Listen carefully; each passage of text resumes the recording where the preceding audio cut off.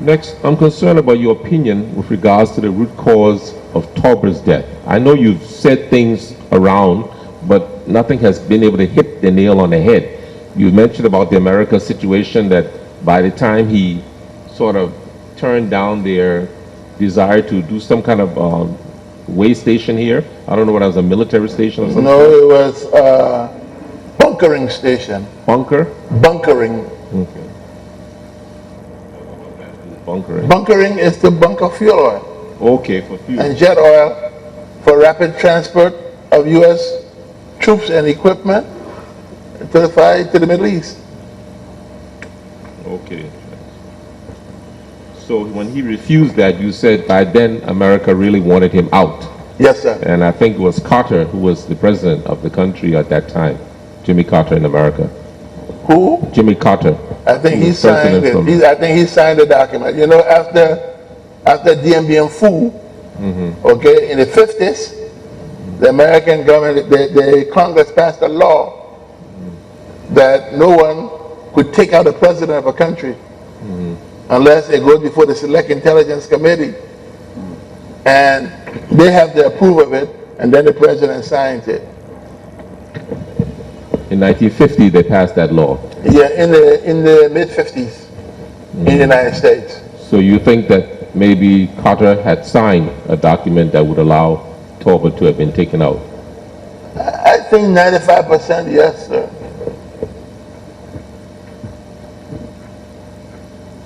So then getting back to that case, we heard the situation of, for example, Doe, and we have heard testimonies on sort of a left side military group that could have been behind the Wiswan and those others who actually carried out the coup.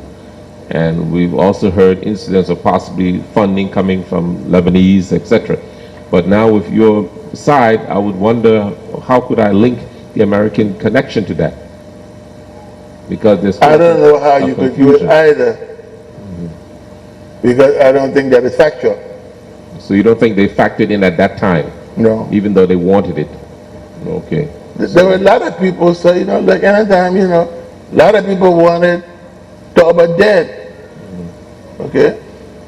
When I spoke with him on that Wednesday, before the Friday, I called him from Baton Rouge to let him know that I had done the deal for the rice. I had gotten the $25 million from the banks and all to come and do my rice project. He said, come back home as soon as you can. I said, how are things in Liberia? He said, they're not too good. So try and come back as soon as you can. And I said, okay, you know, I will. He said, come back here by the weekend. I said, yes, sir. But in truth, I plan on going to Boston and seeing my sister, and then taking a Monday plane to come to Liberia. And the event took place. So you wouldn't have any opinion or comment on that root cause factor leading to death besides what you've already said? Because we heard that there was possibility there was not just those particular fighters that did it. There was even a white person maybe involved in the process. I don't know, whether you have any... Well, you know, I was in America when it happened. I wasn't here. So you don't know anything about it? Okay. But I hear there were Navy SEALs. Okay. Navy SEAL, oh, you heard that also? That there were Navy SEALs.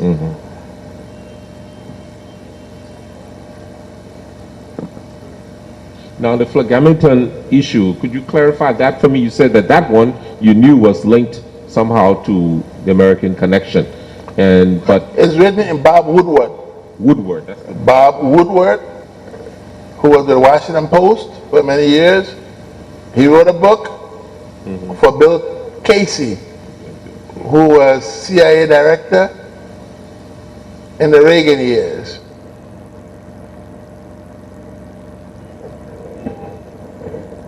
Happen to have a copy of that book? No, sir.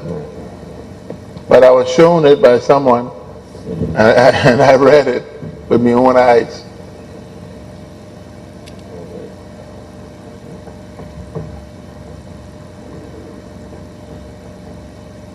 But I also, in about 1981, I read in a magazine that used to come as an insert in the Washington Washington Post or the Evening Star, and they had in there a back they call it Saturday Review. And in the Saturday Review, it mentioned the fact that they said Green Berets, who were celebrating their some anniversary, okay, had something to do with what happened on that fateful night in Monrovia here. Was that Green Beret? And what year was that again, please? The Around Washington- 1981, 81, 82. Washington Post? It's an insert. Oh, It's a magazine that's an insert, It's an okay? insert. Okay.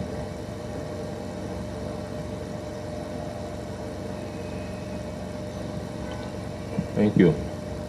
So it seems then that a lot of the information you gave us earlier, would you consider those first-hand or second-hand information with regards to the detailed process of Tolbert's shifting away from the American link, Tubman-based idea to a sort of a non-aligned position, and those relationships he had where he was supposed to go to certain meetings in Cuba, etc. Would those be valid first-hand information from the governmental sector, or just things you heard second-hand? Sir, for 3 years, I was Minister of Justice. Thank you. I just wanted to.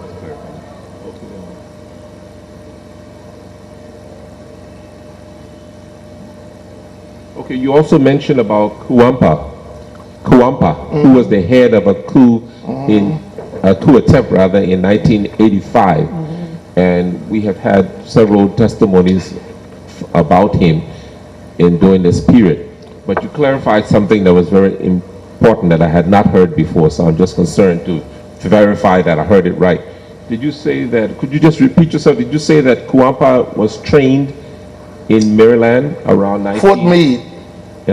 Fort Meade in Laurel, Maryland, to be exact. Fort Maine. Meade, M-E-A-D-E.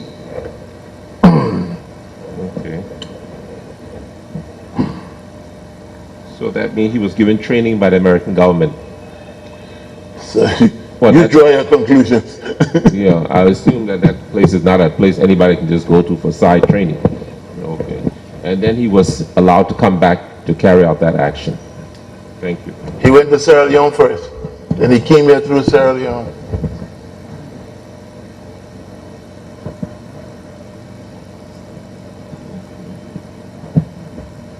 Also, you mentioned something about Prince Johnson receiving new supplies, uniform, etc.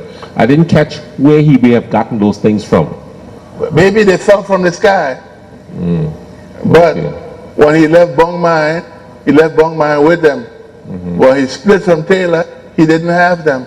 Okay. So the ammunition, the uniforms, etc., from whence did he get them? Okay, I understand.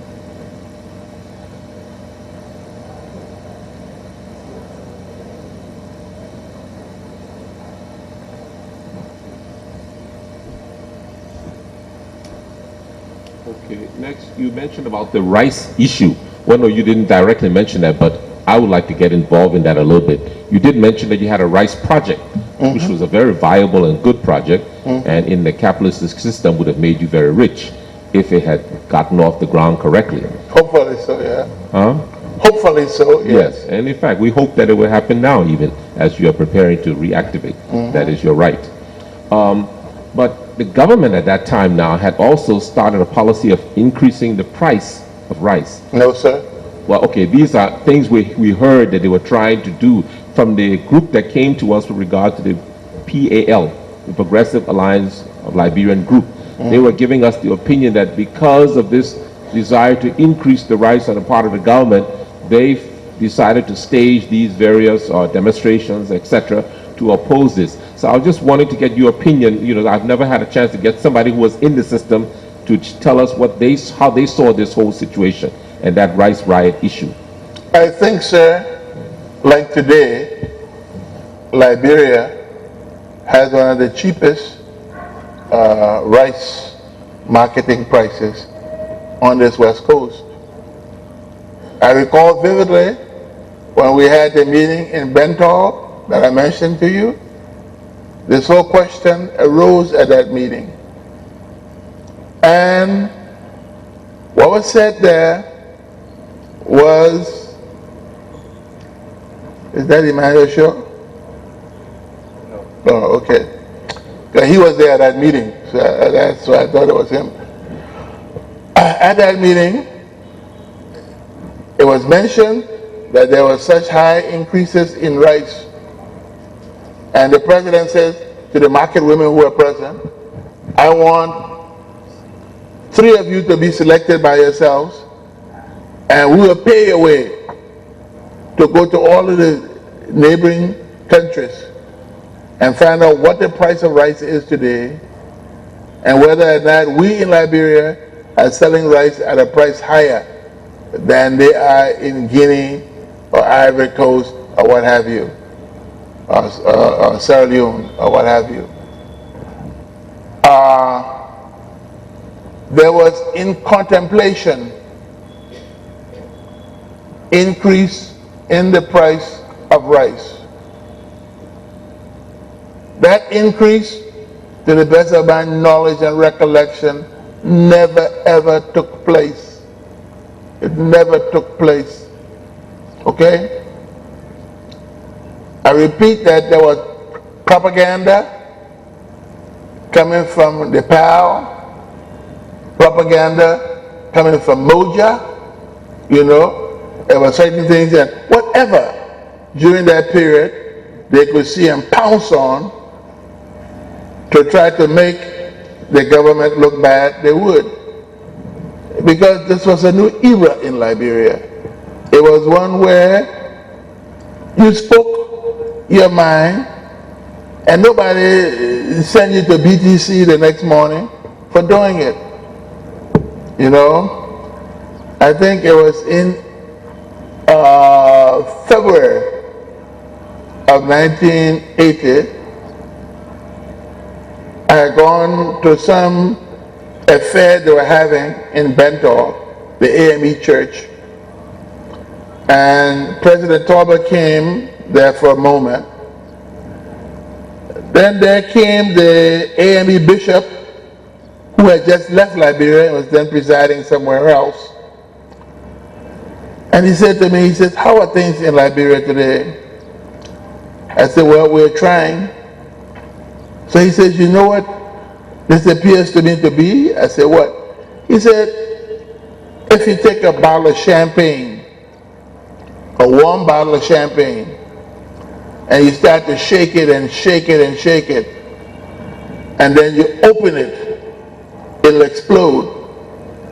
Because it has been in that compressed fashion for so long a period of time that when you want to come and give it some relief, by opening it up fast, it explodes.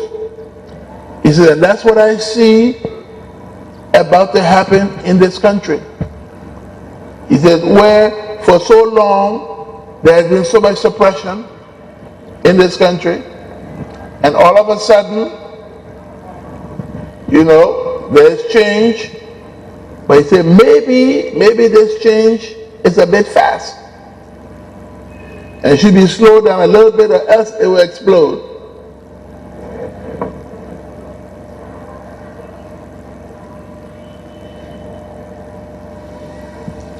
Thank you. So in essence, they sort of took advantage of an opportunity Exactly. to focus on their goals and objectives, but not Exactly. necessarily it was a reality on the ground.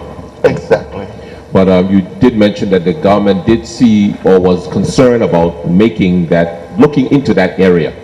And so I would like to know from their research and investigation, did they see any greater benefit for the Liberian people if the price could have gone up at that time and we could have focused on projects like yours where we will become self-sufficient in rice and therefore turn that benefit over to common people who were doing the farming activity? Did you see any parallel of that hopeful nature? You know, I think today one of the greatest proponents of that era. He was then Rudolph Roberts, now he's Tubman Tipote. Okay? So I think of late, the President Sirleaf appointed him as head of some commission to go and study pricing, etc., of rice and what have you. I'd like to know what the results of his study. He's been doing that study now for over 6 months. Maybe he's reported, but the public would like to know what some of the results are. Now, back in 1979, early 80, what happened then? What were the results of the study? I don't know. As I sit here, I don't know. All I do know is that Liberia then, Liberia today, needs self-sufficiency in its staple food as a matter of national security, as a matter of economic sense, as a matter of financial sense. Because last year, we paid $100 million for importing rice into Liberia. That was when the price was between $470 and $500 a metric ton. This year, the price went up to almost $800 per ton at 1 metric ton at one point. So you can see the appreciation in the cost and the drain on our meager financial resources, our foreign exchange. There's a tremendous drain on it to pay for the staple food that we eat every day to bring into this country. So it is a must. It is a sine qua non to our development that we find some means of being self-sufficient in our staple.